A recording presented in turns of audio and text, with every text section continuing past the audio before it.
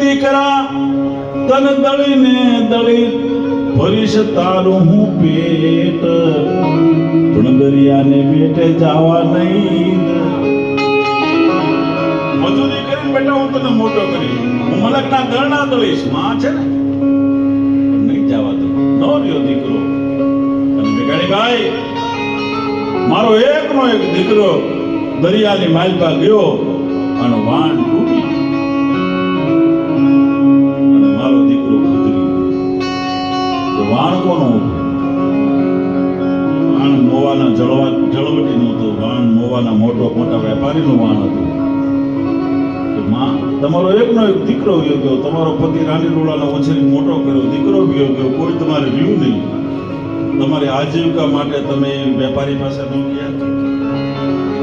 તેથી મેઘાણીભાઈને કીધું તો મેઘાણીભાઈ અમે તો દરિયાને કાંઠે રહેવા વાળા, અમે તો નાના માણસો છીએ, અમારું પેટ ન ભરાય તો અમે અમારું પેટ ફોડી નાખીએ. પણ મેઘાણીભાઈ મારું મોઢું કાળું થયું કે મારા હાથે છોકરાનો લાખો કરોડોનો વાણ ડૂબી ગયો. હવે હું મોઢું લઈને એની પાસે આજીવિકા લેવા માટે જાઉં. સાહેબ મેઘાણી ધ્રુસકે રોયેલો. કવિ કાગને કીધું દુલાભાઈ આમાં કરોડપતિ માણાની ખાનદાની લખવી કે આ દરિયાને કાંઠે રહેવા વાળા ગરીબ માણસની ખાનદાની લખવી? મારે કોનો ઇતિહાસ લખવો? મેઘાણી મોજાણેલા કહેવાનો મારો અર્થ એટલો છે. અને રાજભાઈ આપણે આલડા સાંભળ્યા છે, માં દીકરાને આલડું ગાય, પણ ધણીનો આલડું ગાયો હોય તો આપણા કંઠાળ પ્રદેશ. માના આલડા તો બધા ગાય, માં તો દીકરાનો આલડું માં ગાય સ્વાભાવિક છે. પણ ધણીનો આલડું કોઈ ગાતી હોય તો ઈ આ ગાય છે, આ પંથક ગાય છે. ધણી વાણી ગયો હોય સાહેબ, એ વખતે બાય માથામાં તેલ ન નાખે, ભોંયે પથારી કરે, પલંગે કુવે નહીં, અને નવીન ચીજ ન ખાય. જમાદાર કેરી આવે આપણી કુંભણની બજારમાં કે આપણે કેરી નથી લેવી, એ જી બાઈ જેના પરણ્યા ગયા હોય વાણી રે, નવીન ચીજ નવ ચાખી અને કરીએ ભોંયે પથારી. એ બાઈ માથામાં તેલનું ભોંયે પથારી કરી, માથામાં તેલ ન નાખી. રાજભાઈ તમે વિચાર તો તમે કરો, આપણે જે પ્રદેશમાં જન્મ્યા એના સામાન્ય માણસોની ખાનદાની ક્યાં હશે? તમે જુઓ તો ખરા ક્યાં આ પ્રદેશ છે. હજી તો મેઘાણી જેવો કોઈ જો ધૂળ ધોયો નીકળે ને તો આપણા માણસોને જગતને પૂજવું પડે એવા માણસોની આ ખાનદાનીની વાત છે સાહેબ. આ ઈ વાત લોકોને પૂજવા પડે, ઈ આ ધરતી છે. એટલે નાનું ઝૂંપડું પોતાનો ધણી વાણે ગયો છે. હવે એક કડી આવે છે કે જો બનિયા મારા એ દારૂ પીને થઈ ગયા છે ગાંડા. હું જવાબદાર માણસ છું, નશાબંધીમાં હું નોકરી કરું છું, જિલ્લાની જવાબદારી છે. રાજભાઈ ને આ બધા મિત્રો છે, કોઈ ગયો નથી, છતાં હું ગામ છું. જો બનિયા મારા દારૂ પીને થઈ ગયા ગાંડા. આવું મેઘાણી કેમ કે દીકરાનો જન્મ થયો 3 દી થયા હોય, હજી મા અને બાપને છોડવાના હોય, પરણેતરને છોડવાની હોય, દીકરાને છોડવાનો હોય, અને પૂનમ આવે એટલે વાણે જવાનું હોય, અને સવારથી દારૂ પીવડાવો. હાવ ગાંડો પૂર થઈ જાય પછી એને જોડી કરીને દરિયાની માલ પર નાખી દે ખારવા. અને જ્યારે ભાનમાં આવે ને ત્યારે તો મધદરિયે વાણ વિયોગ. એટલે એને વિયોગ નો સતાવે ને એટલા માટે જોબનિયા મારા દારૂ પીને થઈ ગયા છે ગાંડા, જોબનિયા કાલે આવતા રહેશે. વિયોગ નો સતાવી શકે એટલે બાઈ બેઠી છે ચાંદડું જોવે છે ભાઈ, રાજભાઈ ચાંદડું જોવે છે. કે ચાંદડું હોય ને તો આકાશમાં ચંદ્રમા છે, ચંદ્રમા છે એટલે વાતાવરણ સ્વચ્છ છે. અને અહીંયા બરોબર ચાંદડું દેખાતું બંધ થયું. ભાઈ આવી અને દરિયાને લહેરોને કહે છે કે બહેનો રે મારી લહેરું સમંદર અને હળવે રે હાથે હિંચોળે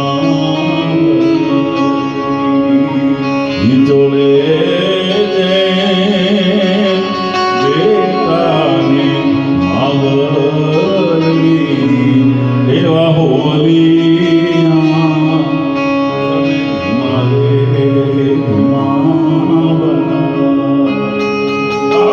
તમે ધીમા ધીમા વાજો અને હાલો હવે આપણે યાત્રા કરી ઝવેરચંદ કાળીદાસ મેઘાણીની અમારું રાષ્ટ્રભક્તિનું ગીત.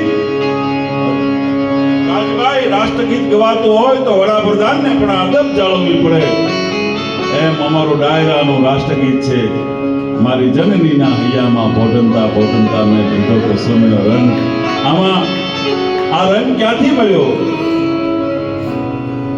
સ્વાતંત્ર્ય સંગ્રામમાંથી મળ્યો, માતાના ધાવણમાંથી મળ્યો, ભક્તોના તંબુરમાંથી મળ્યો, કવિઓની કલમમાંથી મળ્યો, બિસ્મિલ બેટાઓની માતાને ભાલેથી મળ્યો અને ત્યાગ અને સમર્પણમાંથી આ કસુમીનો રંગ મળ્યો છે. એટલે જશુભાઈ જેવા મહાન રાજપુરુષની ચેતનાને હું વંદન કરીને કસુમીનો રંગ હું જશુભાઈની ચેતનાને અર્પણ કરું છું. મારા બાપ તમે જ્યાં બેઠા હોય આ ગીતને સાંભળો કે મારી જનની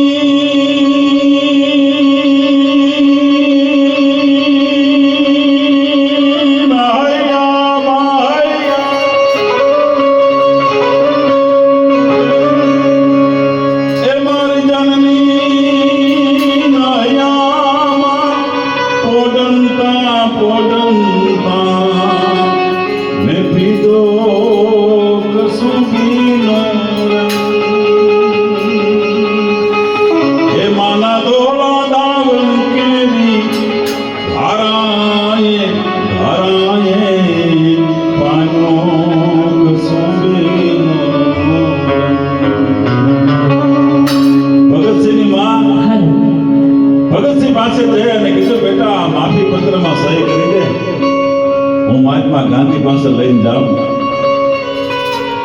તો તને ફાંસીમાંથી આજીવન કેદીની સજા મળે, જીવતા તો જોગી ભલા. આમાં સહી કરી દે બેટા. ભગતસિંહની માં કહે છે ભગતસિંહને કે તને ફાંસી ન થાય ને બેટા, આજીવન કેદીની સજા થાય, કાગળિયો લઈને ગાંધીજી પાસે જાઉં. તેથી કીધું તો માં, હે માં, તું ભગતની માં છો, તું એક ખાવતની માં છો, તું રાષ્ટ્રભક્તની માં છો. આજ મને ભારત માતા માટે મરી જવા દે. કાલા તારા જેવી બીજી જનતાને મુખે અવતાર લઈને પાછી આ દેશની ધરતીને મુક્ત કરાવું એવો તો વચન આપે, એવું તો વરદાન આપે. એ મેઘાણીએ ગાયું છે કે મારી જનની ના હૈયામાં પોઢણના પોઢણના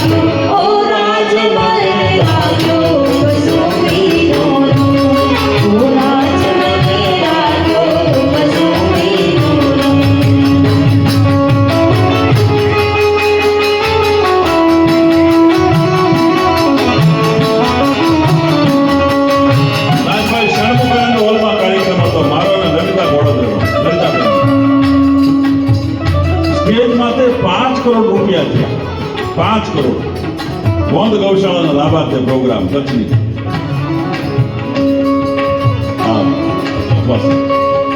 પછી કસુંબીનો રંગ હું ગાતો તો એક કડી ગાય ત્યાં ટાઈમ પૂરો થઈ ગયો. ત્યાંનું ભાડું 10 લાખ રૂપિયા સન્મુખાનંદ, બહુ મોટો મોટો મુંબઈનો હોલ. એટલે કીધું પડદો પડી ગયો. એટલે ઓલાને કીધું કે કસુંબીનો રંગ બંધ નો રે, હજી તમે ટાઈમ વધારો, બીજા 10 લાખ ભરવા પડે કે બીજા 20 લાખ ભલે ભરવા પડે, પણ કસુંબીનો રંગ સાંભળ્યા વગર ન લેવાય. બીજા 20 લાખ ભર્યા.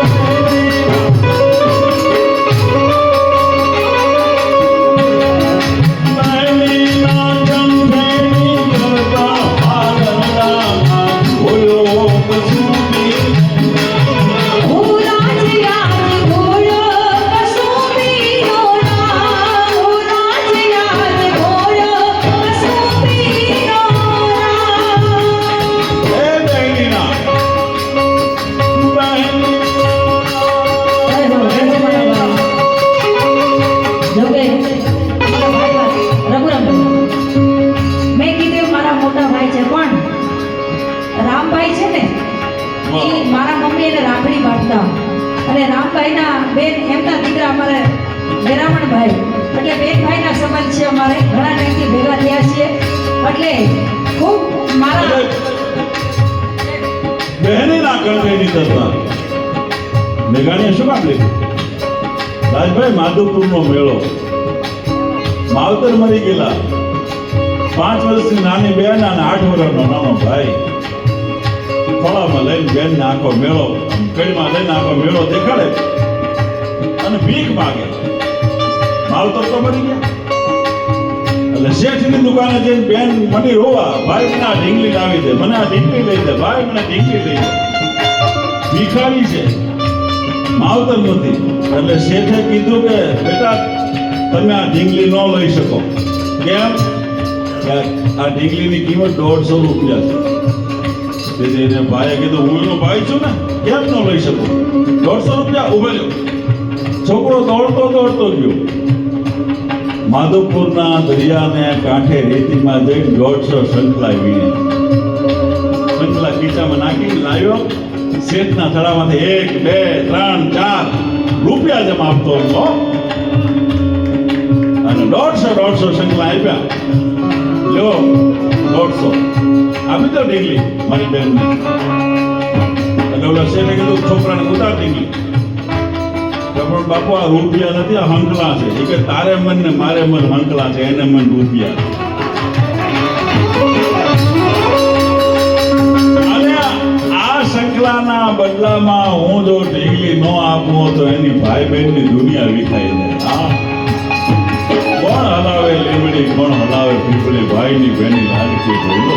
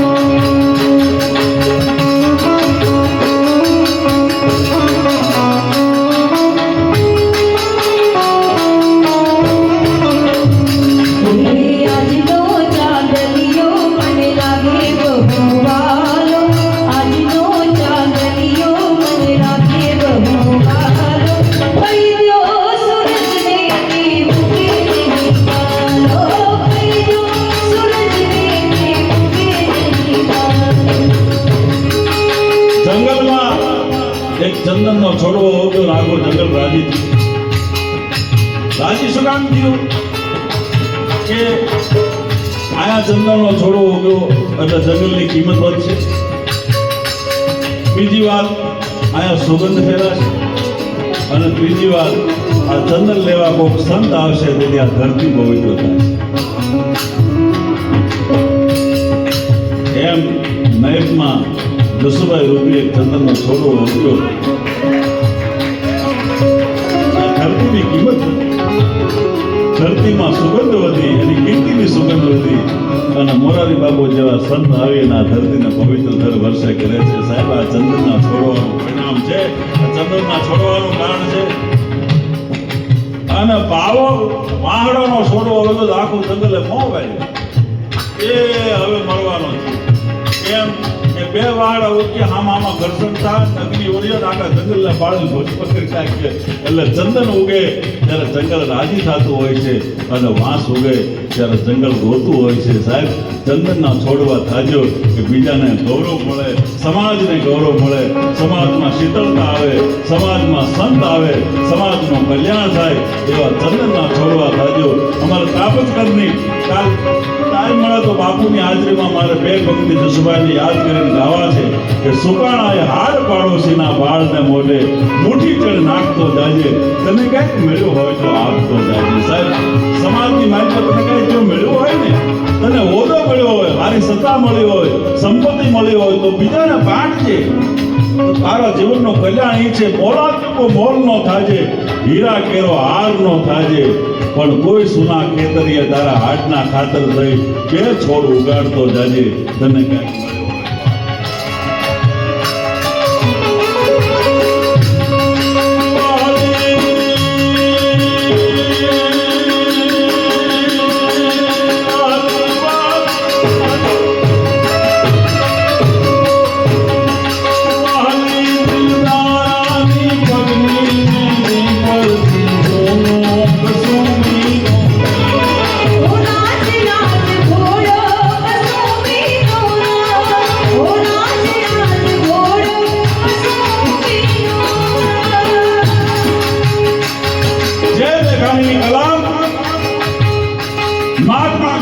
વર્ણન કરવા માટે તંબુરાનો તાર બની જતી હતી અને બગસરાના કેળાશાનું વર્ણન કરવા માટે જેની કલમ તલવારની ધાર બની જતી હતી. આ લોટ હમણાં ધાર મેઘાણીના કલ્પના છે, મેઘાણીના કવિતા છે.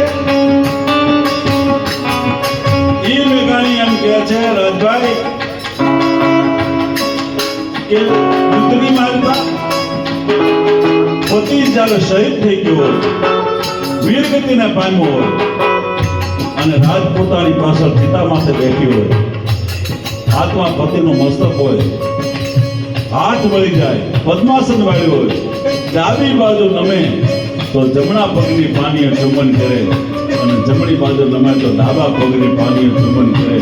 મેઘાણી કે મારો કસમીનો રંગ તો ત્યાંથી ઉત્પન્ન થયો છે એટલે નહીં.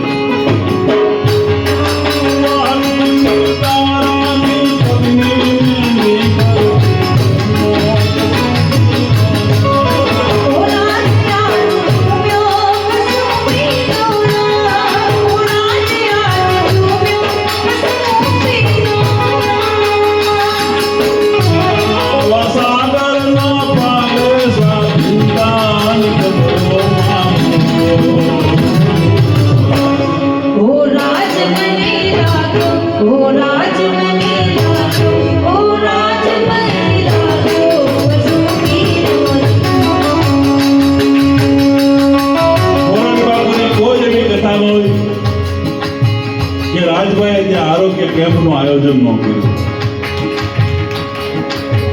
માણસને દુઃખ દર્દ ભૂલાય અને જગત સુખી થાય એવો જેનો જીવન મંત્ર છે એ પરિવારને હું વંદન કરું. લોકોની ચિંતામાં જે દુઃખમાં ભાગ થાય, આંખના આંસુ જે લૂછે એ આ ધરતીનું આભૂષણ, ધરતીનું ભૂષણ છે. બાકી તો કેટલા આવ્યા ને કેટલા ગયા બિલાડીના રોગ જેવા એનો કામ સાહેબ. પણ સમાજના બે આમળા પૂછી લે, આ સમાજની માલપા એવા નર રત્નો, એવા સમાજની માલપા હિરલાઓ, વિશેષ માતાજી જગદંબા એને શક્તિ આપે અને સમાજનું કલ્યાણ.